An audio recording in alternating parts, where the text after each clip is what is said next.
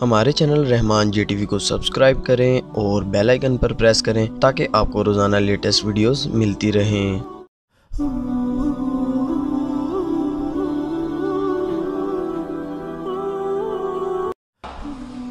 حضرت امام حسین نے صبر کی جو انوکھی داستان رقم کی ہے، کائنات میں اس کی کوئی مثال نہیں ملے گی آپ کو۔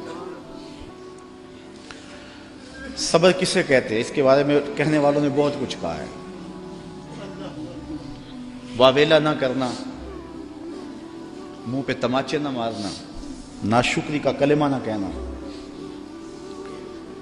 اعضاء کا ایسا اضطراب کہ جو شریعت میں نامحمود ہو اس کا سرزد نہ ہونا، صبر کے بڑے مفاہیم ہیں۔ لیکن صبر کا مفہوم میں نے ایک یہ بھی پڑھا ہے کہ صابر وہ ہے جس کے معمول عبادت میں فرق نہ آئے۔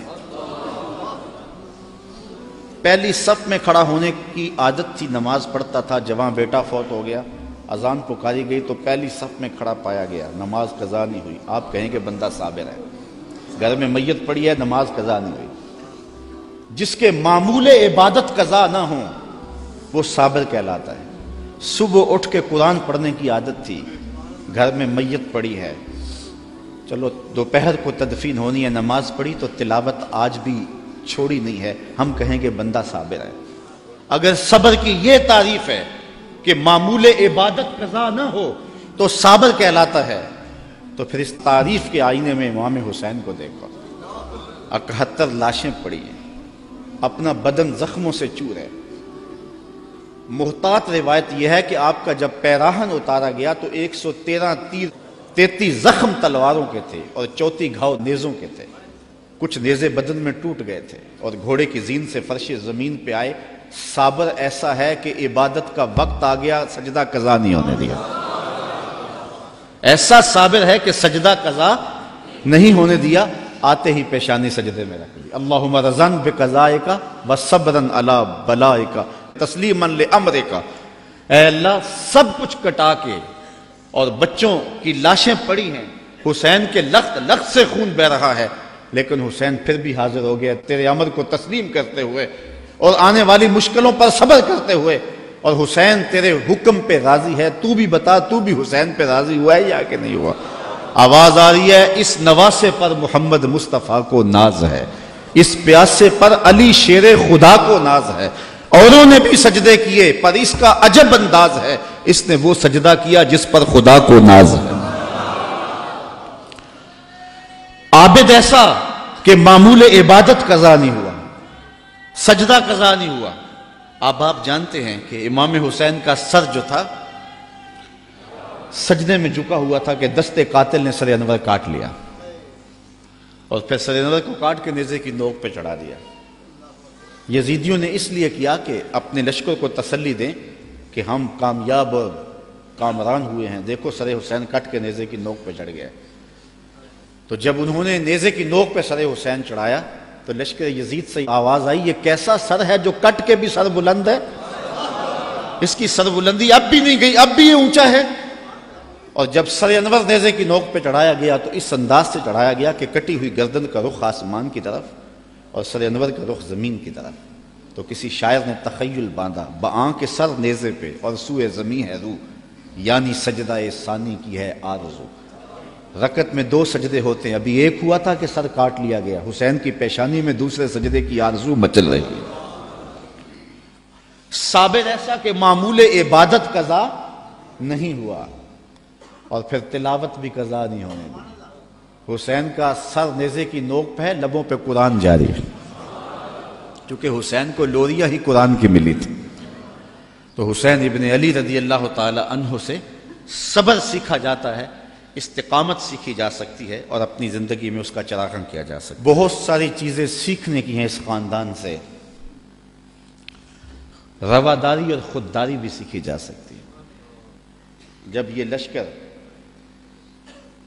حضرت امام حسین رضی اللہ تعالیٰ عنہ کو شہید کر دیتا ہے اور آپ کے لاشوں کے اوپر گھوڑے دوڑائے جاتے ہیں اور ہوائیں مٹی ان کے اوپر اڑا دیتی ہیں، اور پھر وہاں سے شہیدوں کے سر نیزوں پہ چڑھا کے کوفہ اور کوفہ سے دمشق لے جایا جاتا ہے، تو یزید پوچھتا ہے اپنے خاص لوگوں سے کہ اس راستے کے اندر تم نے ان کی کیفیت کیا دیکھی؟ یزید بدبخت کے دل میں یہ تھا کہ میں اب بھی فاتح بن جاؤں، امام زین العابدین ڈر کے گھبرا کے ان مشکلات سے میری بیعت کر لیں، کیونکہ اگر امام زین العابدین بیعت کر لیتے تو کربلا کی ساری داستان زیرو ہو جاتی، اور وہ یہ کرنا چاہ رہا تھا، لیکن زین العابدین کی رگوں میں بھی تو خون حسین تھا، تو بڑے دکھ دیے۔ آدمی حیران ہو جاتا ہے کہ کس طرح انہوں نے گھوڑوں کے اوپر سوار کرا کے اطرت پیغمبر کو بازاروں میں پھرایا، اور پھر ان کے سر نیزوں کی نوک پہ چڑھے ہوئے تھے، لیکن دربار یزید میں جب پہنچے تو یزید نے اپنے خاص لوگوں سے پوچھا کہ کیا ان کی اب حالت ہے؟ لاشیں کٹ کے وہاں پڑے ہوئے ہیں، سر یہ ہیں، تو اب تو دب گئے ہوں گے۔ تو جو اس نے جواب دیا، اس سے اس خاندان کی خودداری اور غیرت دیکھو۔ اس کے معتمد خاص نے کہا کہ ہم کربل سے یہاں تک پہنچے ہیں اور ہم نے بہت دکھ بھی دیے ہیں، ان کو ذہنی اذیتیں بھی دی ہیں، بعض جگہوں کے اوپر ان کے اوپر پتھراؤ بھی ہوا ہے، لیکن لگتا یہ رہا ہے کہ فاتح یہ ہیں اور ہم مفتو ہیں۔ ان کا انداز اور ان کا تیور ہمیشہ یہ بتاتا رہا ہے کہ اصل فاتح یہ اور مفتو ہم ہیں، اور حقیقت ہے بھی یہی۔ اقبال کہتا ہے جو دلوں کو فتح کر لے وہی فاتح زمانہ، جو دلوں کو فتح کر لے وہی۔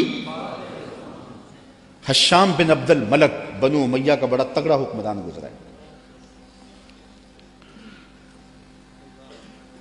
حج کرتا ہوا حجر اسود کے سامنے آیا، دل میں آیا کہ میں حجر اسود کو چوموں، ہجوم اتنا تھا کہ چوم نہ پایا۔ جن لوگوں نے حج کیا ہے منظر آنکھوں میں گھوم گیا ہوگا، تو اتنا ہجوم تھا کسی نے بادشاہ کی پرواہ نہیں کی، راستہ نہیں دیا۔ وہ ایک سمت کھڑا ہو کے منتظر رہا کہ کوئی رش کم ہو تو میں حجر اسود کو بوسہ کروں۔ اتنے میں امام زین العابدین بھی طواف کرتے کرتے آئے، وہ رک کر کے جب حجر اسود کو دیکھنے لگے تو لوگوں نے راہیں چھوڑ دی، آگے بڑھے، حجر اسود کو چوما اور پھر طواف میں لگ گئے۔ حشام کو بڑا غصہ آیا کہ میں بادشاہ وقت اور میرے لیے لوگوں نے راستہ نہیں چھوڑا اور ان کے لیے راستہ چھوڑ دیا۔ تو وہ اپنے درباری شاعر فرزدق سے کہنے لگا من ہاذا، یہ کون ہے؟ حالانکہ وہ جانتا تھا یہ امام زین العابدین، لیکن اس نے تحقیر کرنے کے لیے تجاہل عارفانہ برتتے ہوئے کہا من ہاذا، اے کون ہے؟ وہ جو فرزدق شاعر تھا تو بادشاہ کا درباری شاعر، لیکن آج اس کی غیرت جاگی۔ جب اس نے کہا نا من ہاذا، یہ کون ہے، تو فرزدق نے کہا بادشاہ تو نہیں جانتا یہ کون ہے؟ اس کو تو بتہا کے سنگ ریزے بھی جانتے ہیں یہ کون ہے، اس کو تو فرش والے بھی جانتے ہیں اور افلاک والے بھی جانتے ہیں کون ہے۔ کہا یہ تو فاطمہ کا بیٹا ہے، یہ علی کا شہزادہ ہے، رسول اللہ کا نواسہ۔ اور پھر کھڑے کھڑے امام کی شان میں قصیدہ لکھ دیا، اور اس میں فرزدق نے بادشاہ کو مخاطب ہو کے کہا تیرا نکرہ کرنا اس معرفہ کو نکرہ نہیں کر دے گا، یہ کل بھی معرفہ تھا، یہ آج بھی معرفہ ہے، تیرا من ہاذا کہنا اس معرفہ کو نکرہ نہیں کرے گا۔ بادشاہ کو اتنا غصہ آیا کہ اس نے فرزدق کو ایک بند کنویں میں ڈلوا دیا، قید کروا دیا۔ امام کو پتہ چلا تو انہوں نے اشرفیوں کی ایک تھیلی بطور جو ہے وہ محبت فرزدق کے پاس بھیجی، اس نے چوم کی آنکھوں سے لگائی اور خادم کے ہاتھ میں واپس کرتے ہوئے کہا کہ امام سے کہنا، میرا سلام دینا، کہنا ان ٹگوں کے لیے بادشاہوں کی نوکری کی ہے ساری زندگی، اور یہ جو میں نے قصیدہ لکھا ہے پیسوں کے لیے نہیں کیا، اشرفیوں کے لیے نہیں لکھا، آپ کے نانے کی شفاعت کے لیے لکھا ہے۔ جو دلوں کو فتح کر لے وہی فاتح زمانہ۔ آپ پورا شہر ڈھونڈ لیں، آپ کو شمر نام کا شخص نہیں ملے گا، آپ کو خولی نام کا شخص نہیں ملے گا، آپ کو ابن زیاد نام کا شخص نہیں ملے گا، آپ کو یزید نام کا شخص نہیں ملے گا۔